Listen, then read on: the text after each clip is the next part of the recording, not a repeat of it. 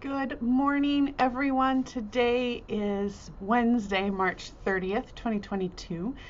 My name is Karen Bodenschatz. I serve as Associate Pastor here at First Lutheran Church in Onalaska, Wisconsin, and this is my morning musing. Y'all, I was driving here listening to one of my favorite podcasts. It's actually the second part of a two-part podcast interview. And my brain is buzzing. Like there are about 15 different things in the 20 minutes I was driving here that I'm like, ooh, I should talk to people about that. And oh my gosh, that's really interesting. I should talk to people about that. And oh my gosh. It's about every 3 to 6 months that I listen to a podcast that feels like it turns my world a little upside down and kind of chaotic.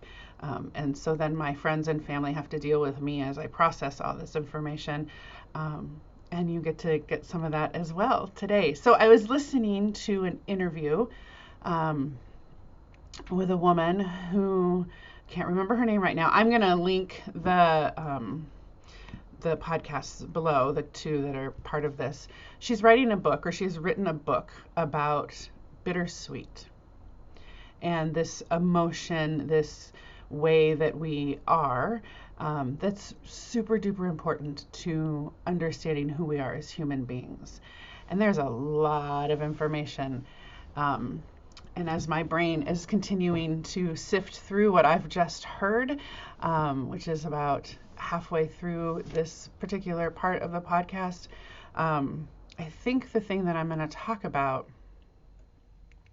is the roots of our country and the ways that those roots have shaped our thoughts, the ways that we think about things, even unconsciously. Like, I mean, our country was founded several hundred years ago, or a couple hundred years ago, so it's not maybe something that we would say exactly, but that it shaped who we are as a people. And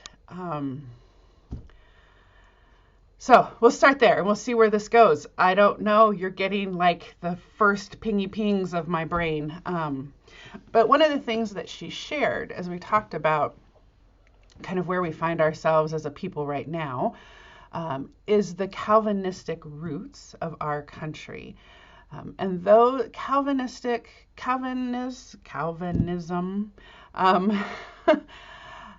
was rooted in the understanding that we are all predestined. It's already been decided on whether or not we're going to heaven or to hell, and that there's really nothing we can do about that, except we could live a life that showed everybody that we are going to heaven, that we are the kind of people that have been chosen to go to heaven. Now, this is a very simplified version of this, so don't come after me.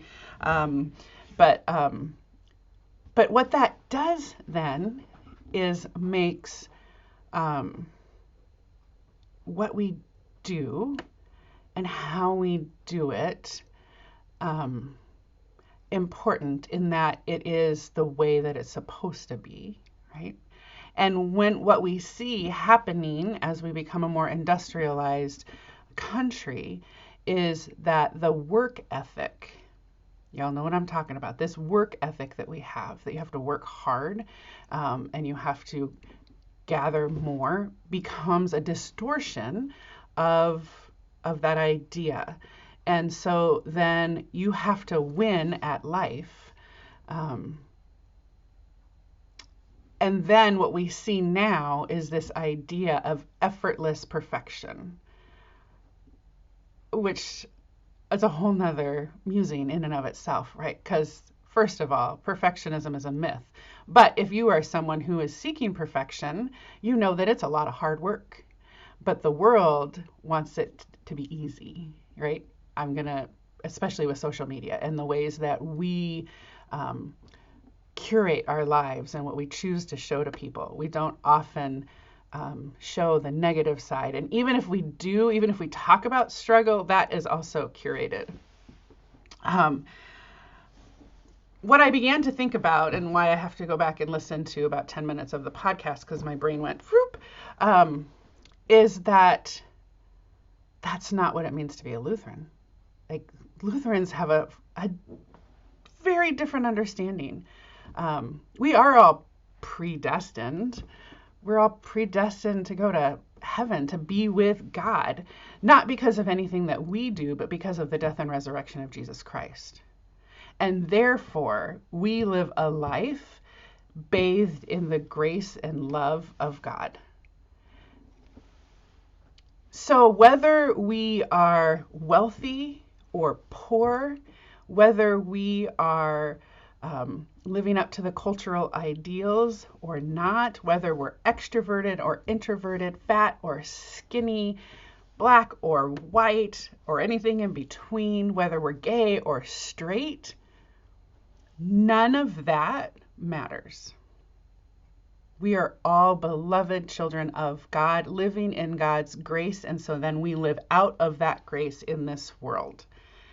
And we do that by showing kindness, by listening to each other, by seeking to understand the other, by seeking to understand our own selves, to ask ourselves, why is it that I'm seeking to be perfect all the time? Like, what is happening inside of me that makes that an imperative?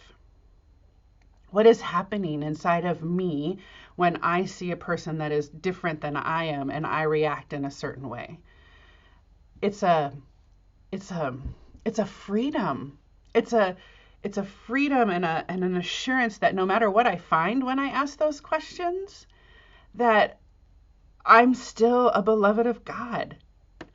And I think about how that changes how we are in the world. And I think about how that allows us then to go through this world and experience everything that life has for us, the good, the bad, the beautiful, the ugly, the hard, the easy, whatever it is, with this idea that who we are in the midst of that is beloved. And so we are going to experience pain, and we're going to go through that pain with the knowledge that we are loved. And we're going to experience joy. And those two things might happen at the same time. And that's okay too, because we're created by God, this God who has bathed us in grace and love. That's just set me back a little bit today, friends, as it typically does, but just the ways that we're talking, this particular podcast was talking about being able to hold bittersweet and how life-giving that is, just seemed to mesh really well with our theology as Lutherans, and that our theology as Lutherans kind of rubs up against the theology that helped shape our country in ways that we're still, it'll always be, right? Until we work to maybe change that, but that's hard. So that's what I've been thinking. I've gone way longer, but hopefully this gives you something to chew on. I will link those podcasts below so that you can listen to them as well.